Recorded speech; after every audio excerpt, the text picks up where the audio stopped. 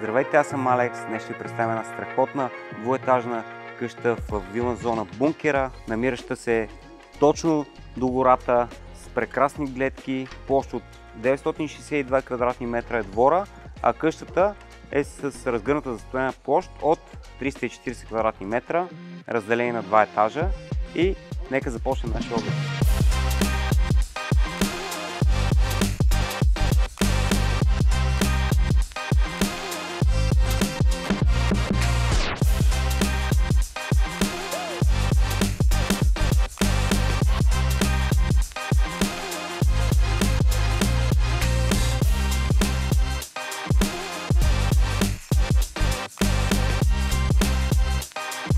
Тръгваме към входа.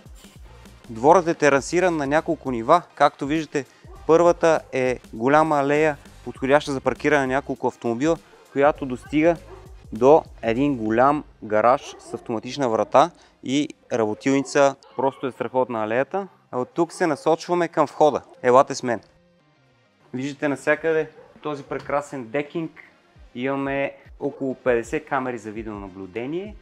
Имаме навсякъде различни осветителни тела. В тази къща е наблегнато на сигурността и спокойствието. Нека елате с мен. Тук влизаме в антрето и отначало виждаме кухненската част, която е ситуирана в това пространство. Изцяло заведена цялата къща с качествени уреди, които ще ви показваме. Виждате трапезарната част с мрамор на пода, с тези прекрасни дървени елементи. Всичко абсолютно е по поръчка. Както виждате, тези прекрасни столове са направени от дърво вердан. Всеки един тежи над 25 кг. Толкова са масивни, че наистина са ми фаворити. До сега най-интересните столове, които съм виждал. Продължаваме. Виждате просторна трапезарна част и навсякъде имаме висок клас климатици Daikin и конвектори, които са свързани с термопомпена инсталация, която е свързана също с фотоволтаична инсталация на покрива, и продължаваме навътре. Сега сме в останалата част от дневната. Виждате, подът е наполовина естествен дълъг паркет и този мрамор в останалата част. Тук имаме много интересен бар с тези прекрасни осветителни тела и тези невероятни барови столчета. Те са ръчно направени, изглежда страхотно. Зад мен може да видите така наречена киночаст или частта, в която сядаме и да гледаме телевизия. Виждате, имаме едно огромно кресло, формата на къщата следва полукръг в тази част. Имаме изходи и от двете страни, които ни извеждат навън. Така. Може да видите прекрасна голяма камина от биоетанол. Над нея имаме един ръчно изработен часовник. Виждате, рафтовете са от масивно дърво. Този страхотен плот е от технически камък и на бара също. Влизаме в антрето, пак се връщаме. Тук до нас е така реченото сървърно помещение. Тук се помещават абсолютно всички системи на този Smart Home. Ако земята има ядро, то това е ядрото на тази къща. Тук се помещават почти всички системи, термопомпената инсталация, бойлерите за вода, имаме две табла, едно за фотоволтаичната система и още едно отделно, както и други неща, които ще опиша в описанието долу. Качваме се нагоре, това страхотно масивно стълбище, и по пътя сещам да ви кажа, че цялата къща е изолирана с 30 см изолация, както и още 5 см минерална вата. Сега сме в предверието на втория етаж, което ни отвежда до две спални и едно санитарно помещение. Ще започнем с него. Виждате баня, гранитени плочки и с бананово дърво. Банановото дърво е влагоустойчиво, затова може да се ползва в такива помещения. Тук имаме една много красива малка сауна, напълно достатъчна, доколкото знам е ползвана два пъти. А тук имаме душ кабина, която е с хидромасажен душ, както и вътре също има озвучение. Виждате, всичко е правено по поръчка, всичко е изцяло за тази къща, няма го срещнете на друго място.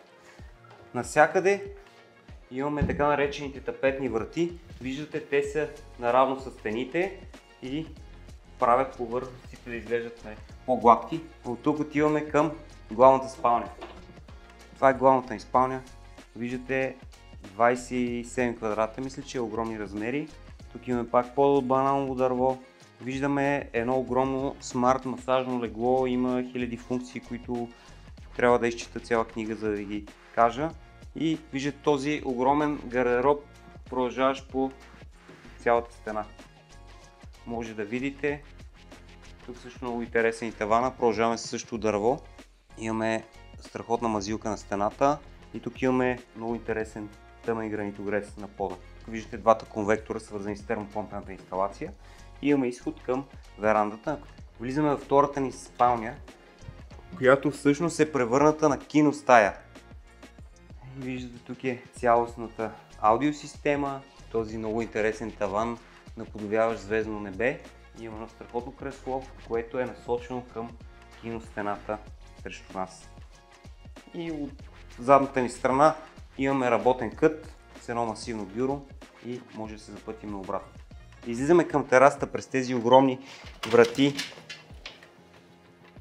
Имаме 3-степенна алармна система с периметърна защита, която ще видите тук. Навсякъде имаме декинг. Ето, това е част от периметърната защита.